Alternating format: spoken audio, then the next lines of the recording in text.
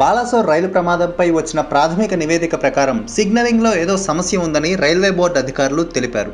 అయితే railway safety commissioner నుంచి పూర్తి నివేదిక ఇంకా రావాల్సి ఉందన్నారు. उन्होंने अभी जानकारी दी है कि प्रिलिमिनरी फाइंडिंग से ऐसा लगता है कि सिग्नलिंग में कोई परेशानी पाई गई, लेकिन वो भी प्रिलिमिनरी जानकारी है. हमारे जो कमिश्नर ऑफ रेलवे सेफ्टी हैं उनकी जांच चल रही है, इसलिए उनकी जांच कंप्लीट हुए बिना हम लोग कुछ भी नहीं शेयर कर सकते हैं अभी डिटेल में, क्योंकि जो भी हम कहेंगे अगर वो गलत हो गया तो फिर वो ठीक नहीं होगा. दुर्घटना सिर्फ कोरोमंडल एक्सप्रेस की हुई है. ये भी एक चीज है जो कि सबको समझने की आवश्यकता है कि यहाँ पे 3 इंजन भिड़ गए और बहुत सी मल्टीपल ट्रेन जो है वो आपस में टकरा गई, कैसे सब एक ही रास्ते में थी. ये इस तरह की गलत इन्फॉर्मेशन या गलत समझ फ्लोट अराउंड कर रही है.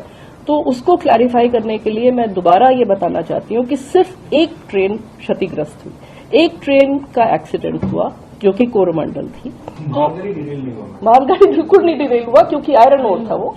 तो आयरन ओर इतना स्टेबल और उसकी सेंटर ऑफ ग्रेविटी इतनी स्टेबल होती है कि वो नहीं हिली तक नहीं, उसमें थोड़ा बहुत इधर उधर हुआ पर वो हिली नहीं. और पूरा इम्पैक्ट जो है वो इस ट्रेन के ऊपर आ गया जो कि पैसेंजर्स के साथ थी, और उसकी वजह से ये इंजरीज और अनफॉर्चुनेट डेथ्स बहुत हुई. तो ये है बैकग्राउंड इसका. इसके साथ चूंकि इसके डिब्बे बिखर गए, इम्पैक्ट की वजह से, कोलिजन की वजह से सारा इधर उधर बिखरे, तो उसमें से कुछ डिब्बे जो हैं वो अगर आप देखेंगे तो ये जो डाउन लाइन मेन लाइन है इसकी तरफ आ गए, और ये डाउन मेन लाइन पे यशवंतपुर एक्सप्रेस निकल रही थी, वो भी 126 की स्पीड पे जा रही थी. वो करीब करीब क्रॉस कर रही थी. वो तो मिसफॉर्च्यून है कि लिटरली एक फ्रैक्शन ऑफ सेकंड के लिए उसके पीछे के 2 डिब्बे थे जो कि इसके डिरेल डिब्बों के रास्ते में आ गए, और इन डिरेल डिब्बों के इम्पैक्ट से उसके आखिरी 2 डिब्बे वो भी डिरेल होके, यशवंतपुर एक्सप्रेस के वो भी डिरेल होके दूसरी तरफ फिक गए.